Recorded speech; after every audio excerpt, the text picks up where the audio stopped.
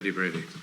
Thanks, Chair. A couple of questions there for Uisce Éireann, or Irish Water as it was previously known up until the end of last year. Can I ask firstly, how much has it cost to rebrand from Irish Water to Uisce Éireann to date?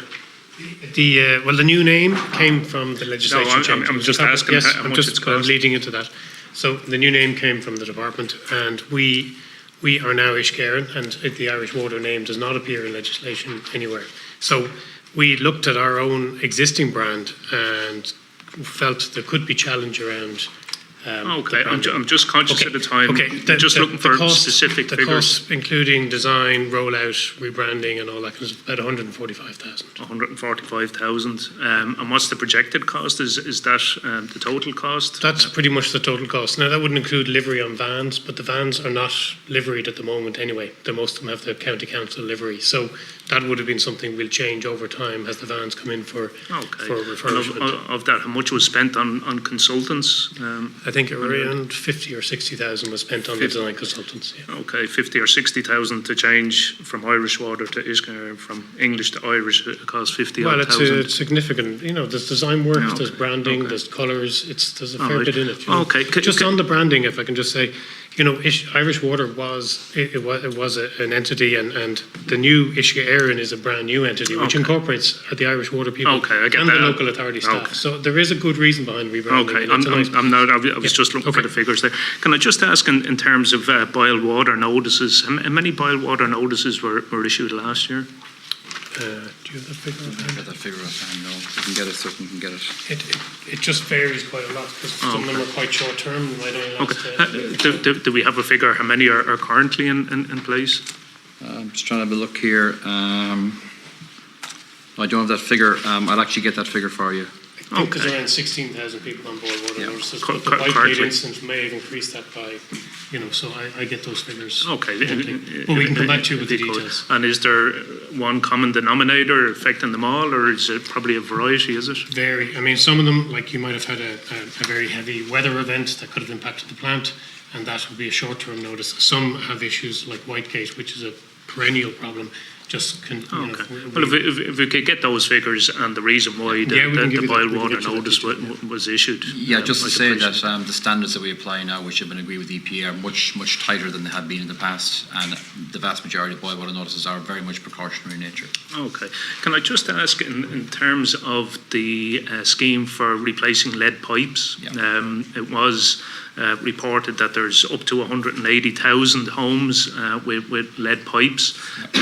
Can I ask, how many properties does Uisce Éireann have responsibility for? Obviously, there's the private residents, or the residents has responsibility. So many of those households does Irish Water have responsibility? So we estimate there's 180,000 properties supplied by Uisce Éireann that have a lead connection. So essentially we are responsible. So just to say up front, there are no lead public mains in the system at all. We have clarified that. We are responsible for the connection from the pipe in the road to the boundary of the customer's property, and then they're responsible from the boundary of the property into their tap. To date, we have replaced roughly 60,000 lead connections. Of the remaining 120,000 customers that we serve, or households that we serve, we have actually installed orthophosphate dosing systems at our water treatment plants. And what that does over the course of 6 to 8 months is that it coats the inside of the lead pipe with a barrier. There is a plan to replace the remaining 130,000, and is that plan? 120,000, yeah. Yeah. Is that due to be carried out by 2026, or is there a date, a plan there? It's a rolling programme. Okay. So it will continue through revenue control for up to 2029 and probably beyond.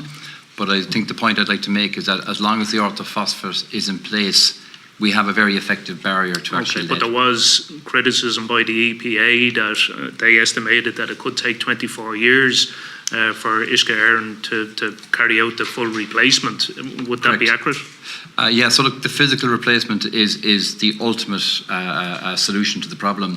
But with the orthophosphate dosing in place, that solution is very, very effective. Okay. And can I ask, in terms of the grant that is available for the homeowner or the householder, the €5,000, how would you see the uptake of that grant to date? So that grant is administered by the local authority.